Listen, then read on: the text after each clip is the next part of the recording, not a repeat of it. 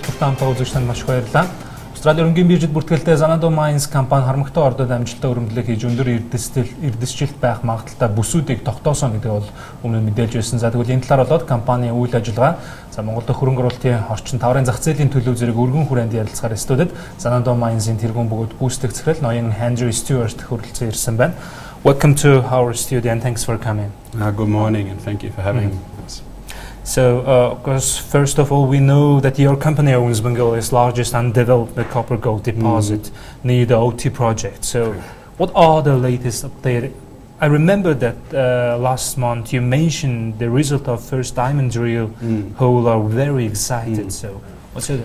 Yeah, Xanadu has been very successful with its exploration over the last 3 to 4 years in identifying a growing copper and gold resource in the South Gobi. And that consists of 3 areas of mineralisation. But one of the key things for Hamugtai, it's a very large system, but most of it sits under shallow sand cover. So most of it is yet to be uncovered.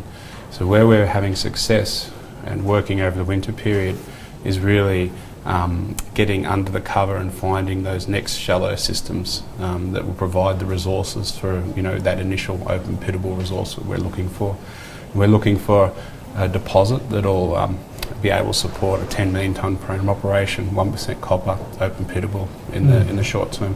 But there's a lot of upside. Many of these projects take many years to explore, and still quite early days in exploration at the Hamugtai project. But it's growing, it's going in the right position. We're fortunate that it's very gold-rich mineralisation, very similar to Oyu Tolgoi, and that helps with early stage developments of these projects. So far everything is going well? Yes, everything's going well. Look, we've just come off a very big downturn, or I shouldn't speak too early, but it looks to be improving markets. We've seen commodity prices in a downturn certainly since 2012, maybe even before that, going back to the GFC. So we've had a long period of depressed commodity prices.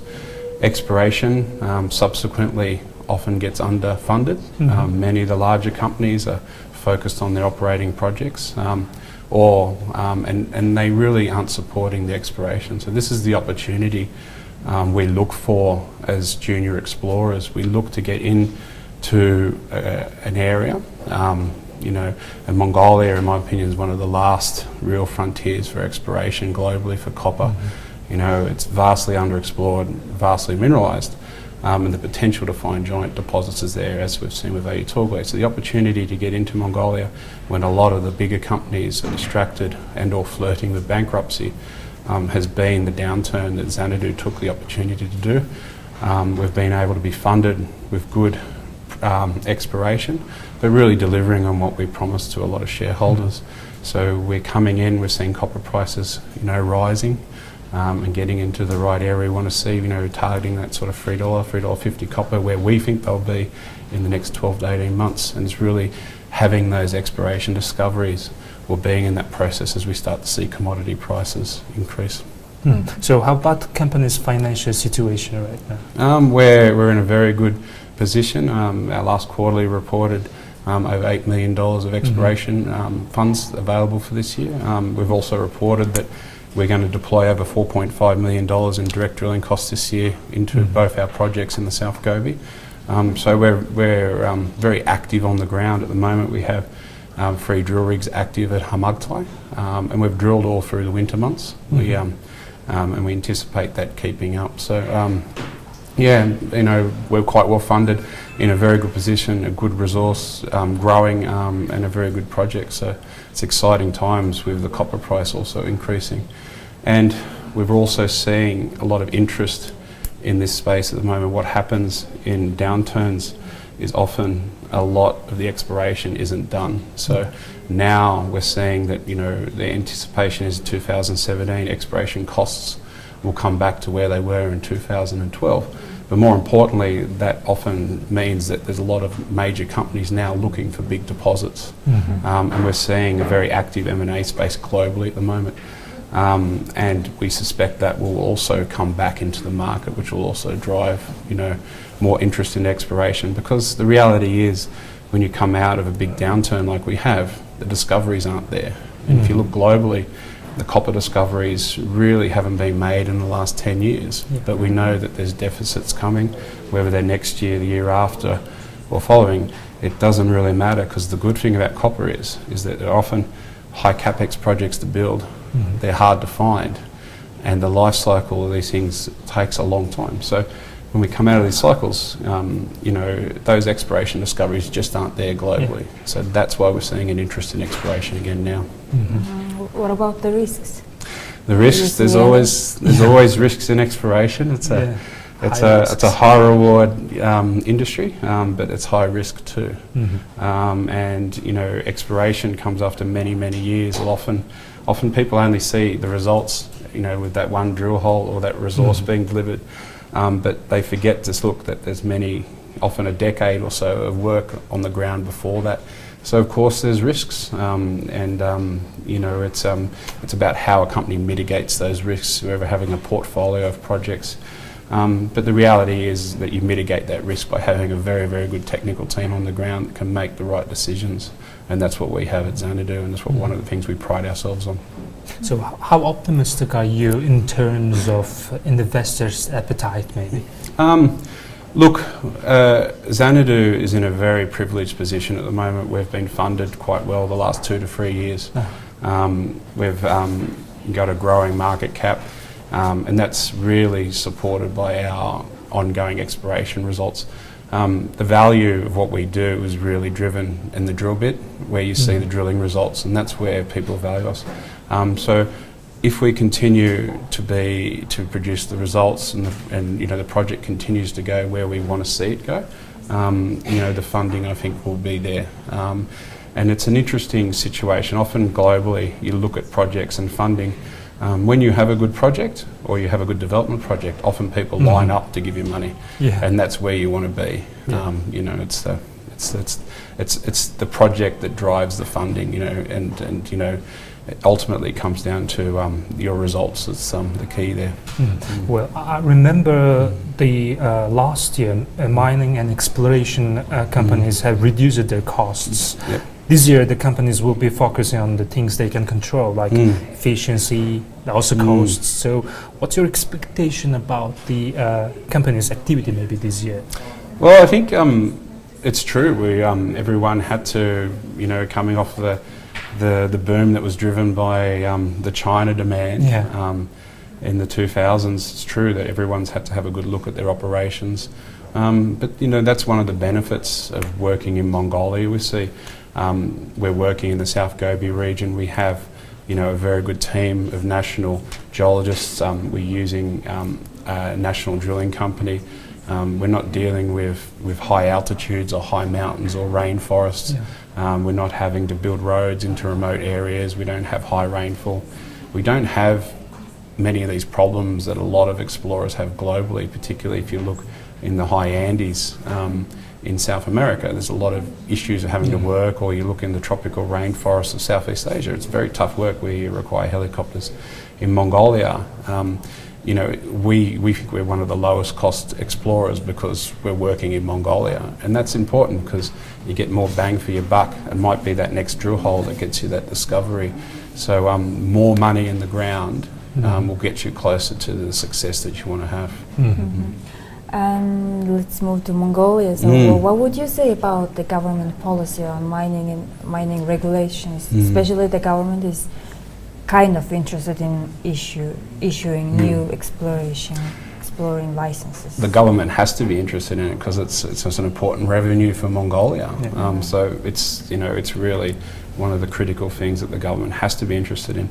I think if you look back 10 years ago, having a strategic position in Mongolia was a necessity for most major mining companies, and with a focus on copper, coal and a few other commodities.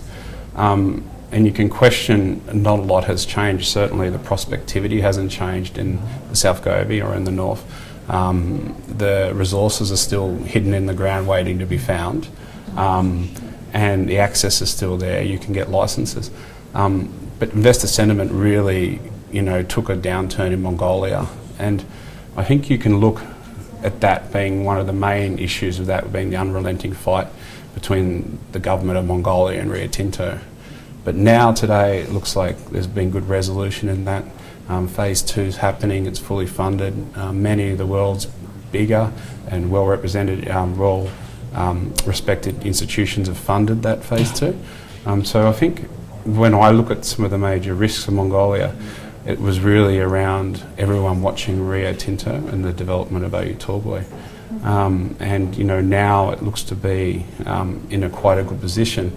We're certainly seeing a lot more interest back into Mongolia because we can't judge where the ore deposits are going to be. We need to go where they are, and you need to go to places, particularly a company like Xanadu. We need to go where there hasn't been a lot of exploration. There's no point in Xanadu going to somewhere where there's been decades and decades of exploration, and we need to drill holes down to 2 kilometres. It's very expensive exploration. We need to go to places or countries where the mineralisation is still relatively shallow and the opportunities exist.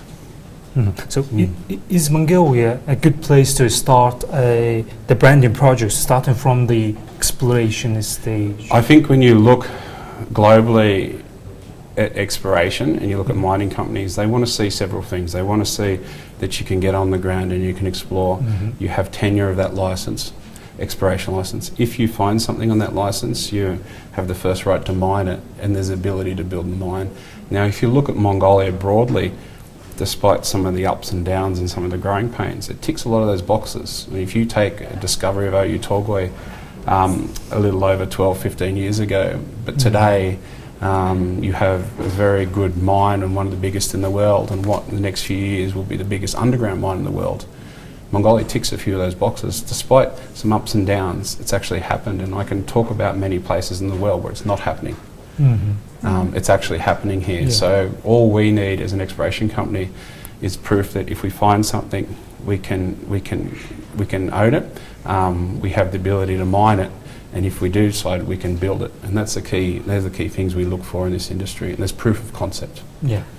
What about the gold projects? Like the government last month decided to adopt a resolution to realize the gold to national program, and also the Mongol Bank, the Tuk Bank is. I think it's a good thing. Like if you look at Mongolia, and if you look to the west, has some very large gold deposits in Kazakhstan and Central Asia, and a lot of those come through and stop at the Mongolian border, then start again in eastern China.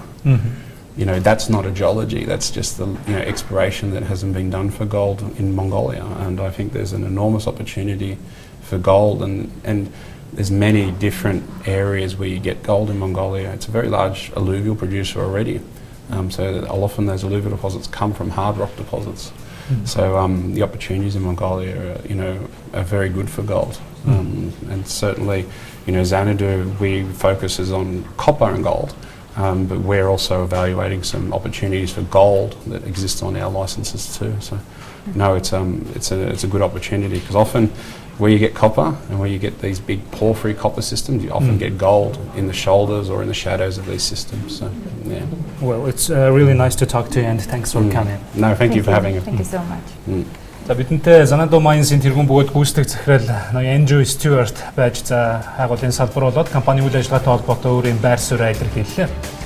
Европын парламентын судалгааны агентлагаас хийсэн судалгаагаар бүгд найрамдах Хятад ард улс, Орсын улбооны улс, Исланд, Вьетнам, за мөн Боливт биткойны хэрэглээг бол хязгаарлах, за эсвэл бол хориглох шийдвэр бол гаргаад байгаа. За хөтөлбөр төр хугацаанд засварлаад цахим валютын зохицуултыг олон улсад хэрхэн хэрэгжүүлэх талаарх илүү дэлгэрэнгүй мэдээлэл өгөх болно.